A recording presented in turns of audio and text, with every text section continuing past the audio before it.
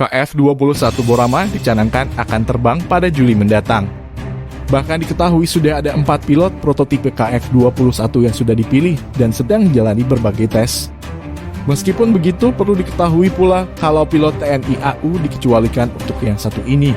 Dilansir dari Nusis, Jin Tae-bom, Kepala Pilot Tim Uji Penerbangan Korea Aerospace Industries (KAI), mengatakan dalam video YouTube yang dirilis oleh Defense Acquisition Program Administration, sekitar 4 pilot termasuk saya, 2 dari Angkatan Udara dan 2 dari Korean Air telah dipilih sebagai agen uji terbang awal. Pilot pertama dipilih dari 4 dan 3 sisanya akan terbang bersama selama periode uji terbang awal, ungkapnya. Jin mengungkapkan betapa pentingnya pengujian sebelum benar-benar terbang. Bahkan jika perangkat lunak kontrol penerbangan gagal setelah peluncuran, pengiriman, kami menguji apakah itu beroperasi secara normal dan apakah cocok untuk pilot untuk terbang, kata pilot Jin. Dia berkata untuk mengikuti uji terbang Anda harus menerima pelatihan sistem. Jadi Anda menerima pelatihan terperinci untuk setiap sistem. Saat ini, uji coba darat sedang dilakukan dengan menggunakan prototipe, kata pilot Jin.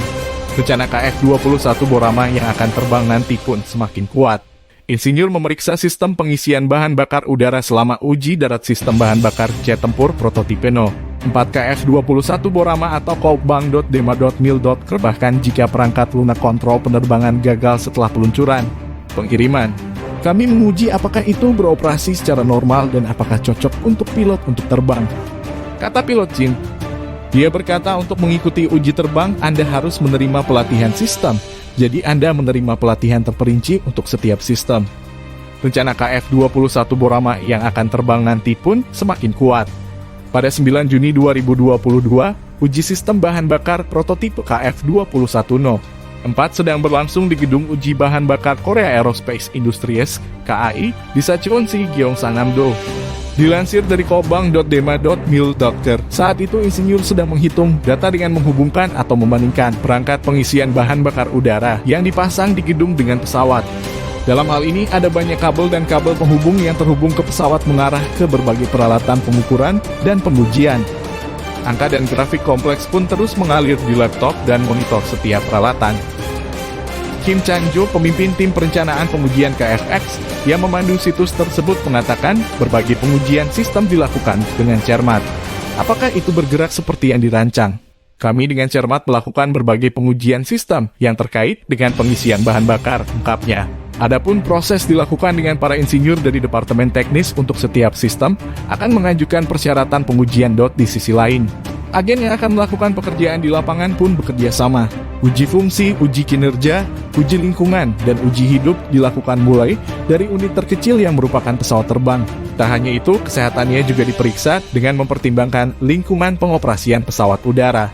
Setelah melalui beberapa proses pemeriksaan berdasarkan komponen yang telah lolos uji kualitas, kemudian dipasang pada prototipe dan diuji di lapangan. Verifikasi langkah demi langkah bahwa tidak ada masalah dalam uji landasan dan penerbangan. Ada banyak jenis tes yang membutuhkan 95% penyelesaian tes tanah sebelum tes penerbangan.